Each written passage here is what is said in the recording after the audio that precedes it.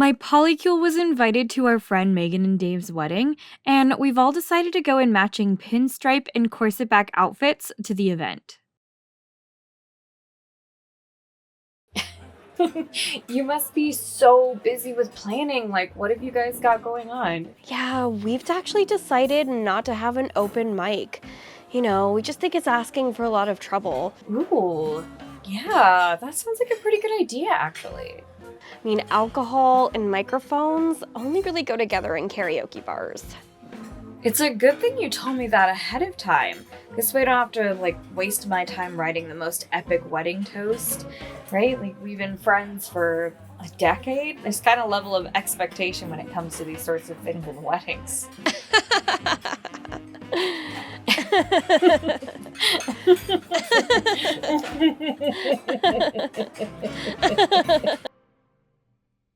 When they released the douse, I just had one single tear fall down my face. Hey, Emmy. So, what did you write for your wedding toast? What? No, Megan said they weren't doing an open mic. If you could all please move back to your seats, we'll be starting the open mic in just a moment. I wrote 6 pages of personal jokes and Star Wars references because I've been friends with Megan and Dave for years, and, that length of friendship kind of comes with expectations. I'm about to give the most epic wedding toast ever. Damn it. I'm sorry, but you have a week left to live. But I just came in with a ruptured eardrum.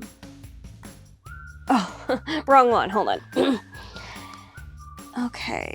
No, you're gonna be just fine. But my eardrum is ruptured? Like, I have a burning pain all the way from here down to here, and I can't even move my head completely from left to right. When I try to eat, I can't open my mouth completely, and it's like trying to shout letters in a letterbox. Like, it doesn't work. I'm also completely deaf on one whole side of my face. Just take some Tylenol and stop listening to loud music. And that'll be $100, please. This fabric is trash! But despite having a hole in my head and having to use Halloween costume quality fabric, I was able to make this lovely vest. So all that's left is the mermaid skirt to match.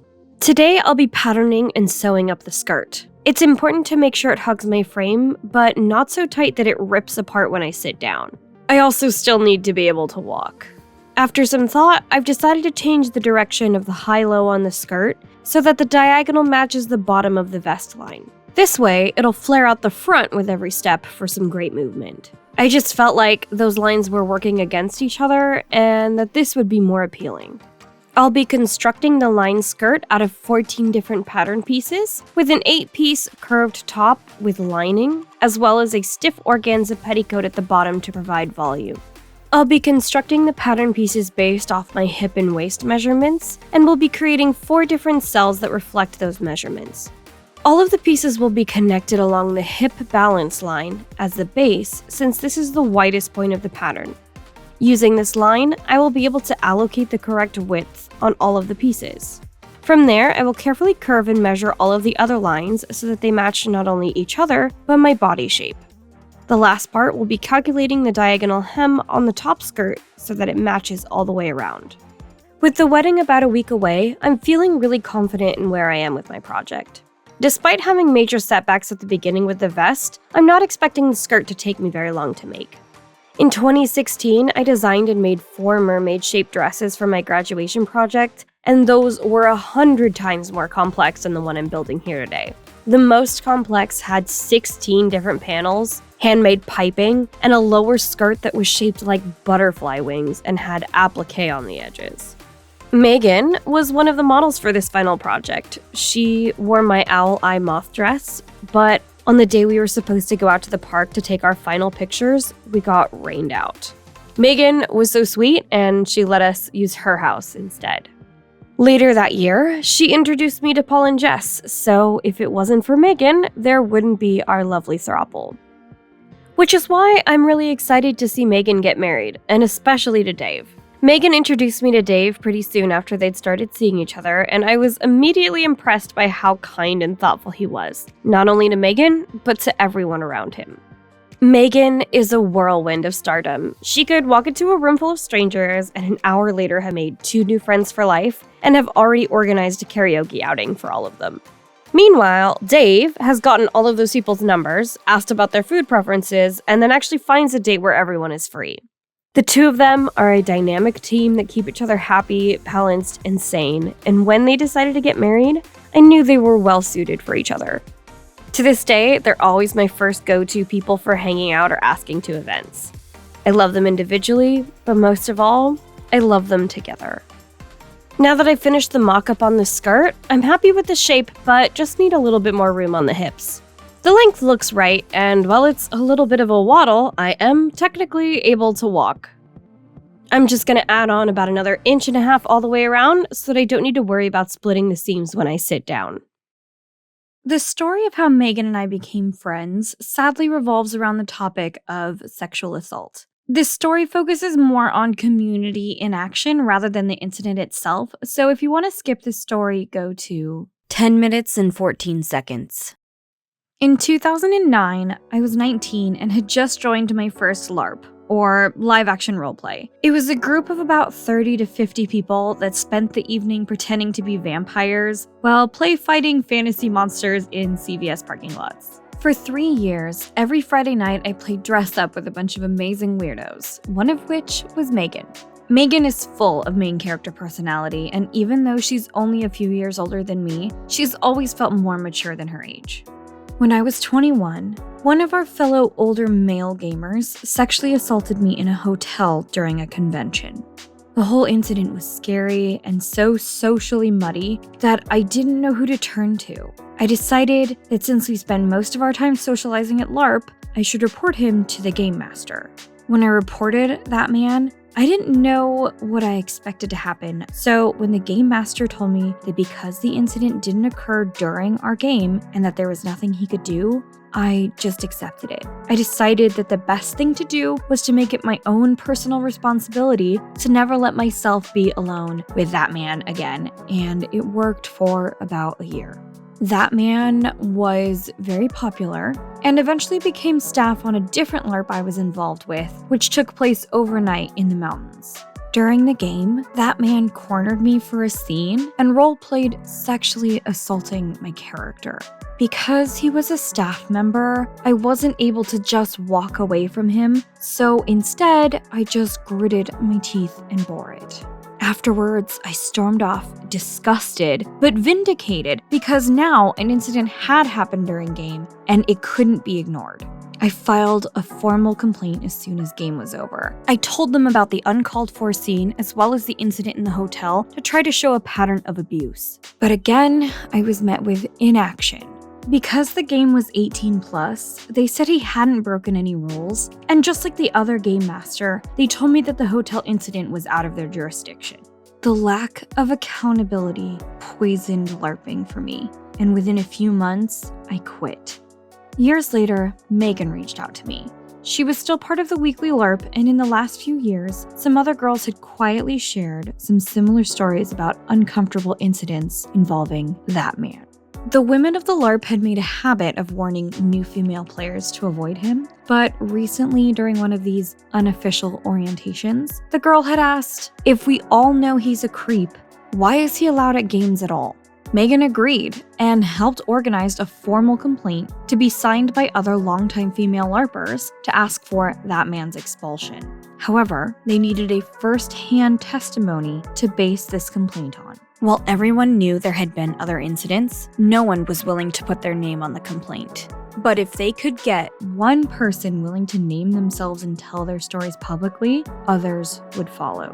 Megan asked if I would be willing to be that person. I felt scared because up to that point, being honest had gained me nothing. But Megan convinced me that this time I wouldn't be alone. Where I was shy, she was relentless. And as I committed to telling my story, others came forward, and this time, my complaint wasn't ignored. That man was banned not only from that LARP, but all other LARPs in the area. After this incident, Megan and I's friendship really began. Since then, we've cried over lost relationships together, celebrated life achievements, and introduced each other to our friend groups. She stood beside me at one of the hardest points in my life, and she hasn't stopped standing there since. Now that the outside of the skirt is finished, I'm going to start working on the lining. Linings on garments are usually not as complicated as the outsides, so the lining on this is only going to be 4 pieces. Since we already know that any stress on the main fabric causes it to show white in the seams, I'm hoping that by adding this lining and making it a little bit tighter than linings would normally be, that it will take the stress off of me walking around on the outer layer and protect the skirt. My friendship with Megan hasn't been all doom and gloom though. In fact, one of the coolest things Megan and I did together was making a screen-accurate Kylo Ren costume for Halloween. It was my first big commission I'd ever done for someone, and I was so nervous about messing it up when it was the most expensive fabric I'd ever bought for a costume. I've never been a props maker, so luckily Megan had already bought a Kylo Ren helmet and lightsaber, but she wanted the costume as close to screen accurate as we could get without making her die of heat exhaustion, since Halloween in the Bay Area is still fairly warm. It was while I was working on this costume that I discovered how much Kylo Ren is obviously a preening little jerk. While I was studying his costume from The Force Awakens, I realized how often he was changing his clothes. There's one point in the movie where he runs into trouble in one part of the ship and then runs to the bridge to report back only to arrive in a different configuration of his costume. Which means, despite the peril going on, that he stopped at his quarters, changed his outfit, just so that he could arrive at the bridge in all his little emo kid glory. While the costume did look amazing on Adam Driver, he was wearing about 4 different layers of cloaks in that movie, and I had to make them all. Disney obviously spared no expense on his costume because they knew they were going to be making and selling thousands of toys, but the Black's monk cloth fabric for his cape alone was $150. We had to go with pure linen for the underrobe so that Megan wouldn't cook, and I also bought half a pigskin leather hide that had been hand-dyed so that I could make her multi-layered neck brace.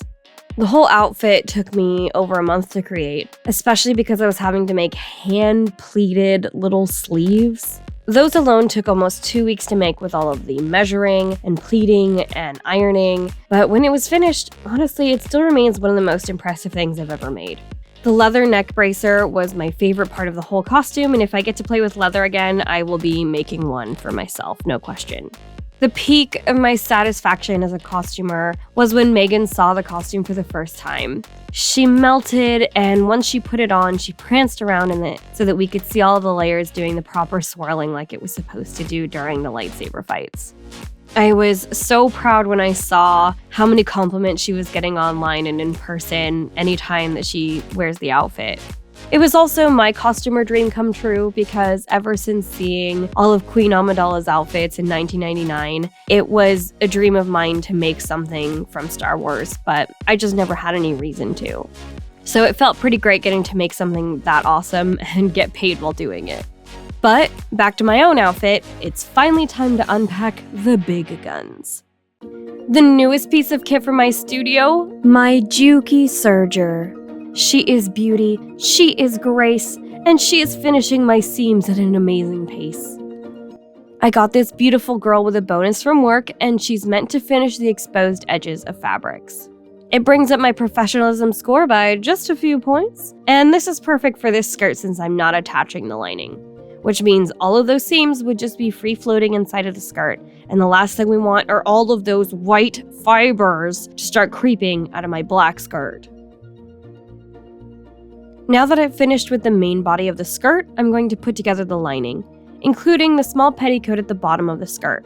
I tried to get this fabric in person since I just needed basic red, but my local craft store didn't have any in stock, and so I was forced to buy some online if I wanted it to arrive on time. I should have learned my lesson from last time, but obviously, This fabric is also trash! This fabric is so much stiffer and plasticky than I was hoping for, and as soon as you cut it, it starts falling apart. I'm going to cut this fabric at a much more gradual angle than I did for the outer skirt, and then gather the fabric to create a puff. The only good thing I've got going for me is that I have the serger for this project. I didn't manage to get 4 red cone threads on hand, so I decided to make it a style point and finish it in black thread instead. Sorry, I'm a cheap ass. I tend to use this trick a lot, especially with sergers, since it's a bit pricey to have every color in 4 cones on hand. With the skirt lining put together, it's a total mess. It's a car crash. What in the burnt toast is going on back there? From what I can tell, my calculations on the skirt piece were totally wrong, and I'm almost 4 inches off in the back. Don't know how I didn't notice when you could see the entirety of the back of my shoes when I tried it on earlier. I did stand here for a while looking at it, trying to figure out if the splash of red in the back could be mistaken for a design choice. It's time to play. Is design or is mistake? It kind of looked like someone take a weave whacker to the back of the dress. Ah, mistake. I gave up and decided to redo the organza and make it a little less full, since it was causing the upper skirt to buckle due to the sudden change in volume. At least the front looked just fine. The only problem, I was completely out of enough sections of the pinstripe fabric to cut a completely new pattern piece. I had to pull out whatever scraps were large enough to fit most of the new piece I needed, and then try to pattern match the sections I was out of. I had just enough fabric left to Frankenstein together these pieces, and with the simplicity of the pattern and how full the skirt was, it was pretty much impossible to see this hack job when it was finished. Thank goodness. I cut the organza out of the lining, but before I replaced it, I decided to try on the skirt to make sure it was the proper length before I kept working, and when I put it on, it just looked right. I realized I didn't need that extra section of poof, and this moved beautifully all by itself, so I just decided to pack it in. I put the zipper and the waistband in, including a matching button to go with the ones on the vest. And there I had it. The outfit was finished. Oh crap, the tie necklace! I decided a choker that was also supposed to be a sparkly skinny tie was right for the design for some insane reason. And originally I was just going to make it out of red satin ribbon, but then there wasn't the correct size ribbon when I went to go buy it, and I was too afraid of internet buying again. And so I just looked around and I decided what I could find were these sparkly beads. And so I decided that I needed to bead a necklace. Anyway, these were the supplies I picked up on the recommendation of a friend who does bead, and I just needed to teach myself how to peyote bead 2 sections in less than 24 hours. So obviously, I turned to the dark arts. Edith Head, I summon you. Colleen Atwood, I offer you this thread. Alexander McQueen, I open my soul to you. Take these beads and turn them into just anything remotely like my design. I think that's the best I can ask for at this point. And in exchange, I offer you this never-ending roll of lace. I've used it on 10 different projects and it still hasn't run out. It's obviously witchcraft. So that's what's in it for you. If you help me out. Please. Looks like it actually worked out. There really must be something to sacrificing to the crafting gods. I honestly didn't even film beading it because I assumed it was going to be a hot mess. So, high five to the spirit of Edith Head. Apparently, I can bead. Let me just get my gang together and we can roll out to this wedding.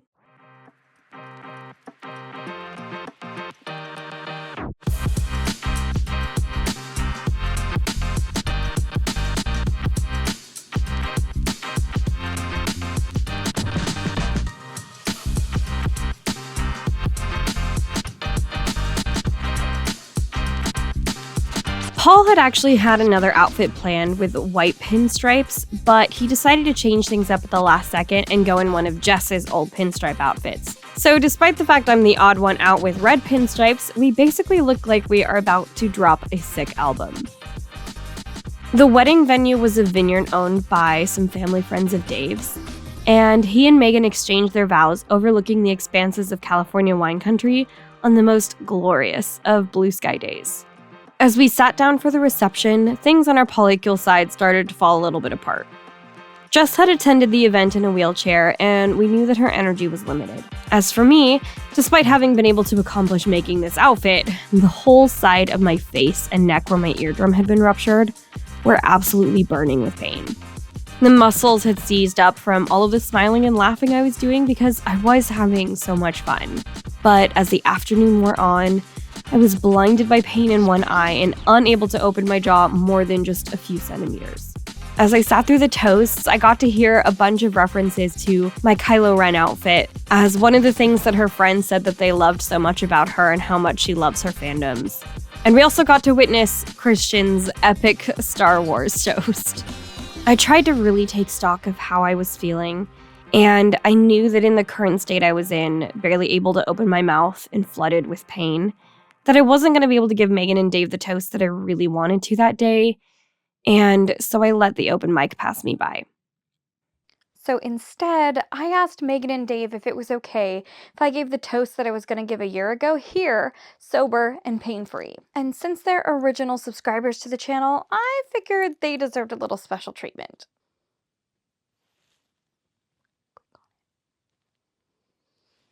Hi, I'm Emmy, longtime friend of the bride. Not sure how I'm gonna follow up that epic 16-minute Star Wars toast, but I'm gonna try. Dave, I wanted to start with you. You are sunshine personified. And even when you're down, you stay positive and find the silver lining in things. Your love language is small acts of kindness, and that is how I know how much you love her, because I see how thoughtful you are in taking care of her. You work so hard at making a beautiful home for the two of you, and I love how much effort you put into decorating for all of the holidays, including having matching gnomes for every holiday.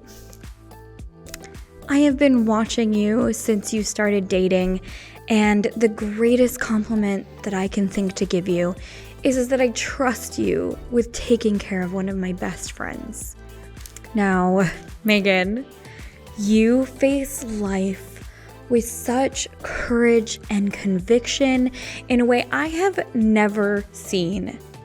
You are fierce and loyal and delightful and caring, and I will forever look up to you. In my life, I have been faced with difficult moments where I have been clouded with fear and doubt, and you have been the light that has shined through and helped me find my way. I am not afraid to admit that there have been times that I just wished I could be more like you. Now, these people out here in YouTube land don't know who you are. Yes, you. Hi. But the traits that make a good friend are universal. They're the people in your life who lift you up when you're low, who believe in your dreams, and who make you want to be a better person when you're around them. True friends are rare, but I know that's what I have in Megan and Dave. And I hope you're lucky enough to have someone like that in your life too.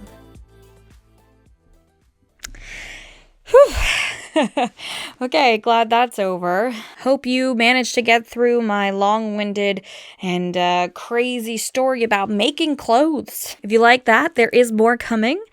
You can't stop me now. It's too late. Okay, there will be more. I just don't know when. You know, life happens. Stay tuned. And in the meantime, I'm glad to have you here. This is Crafter Minikinds.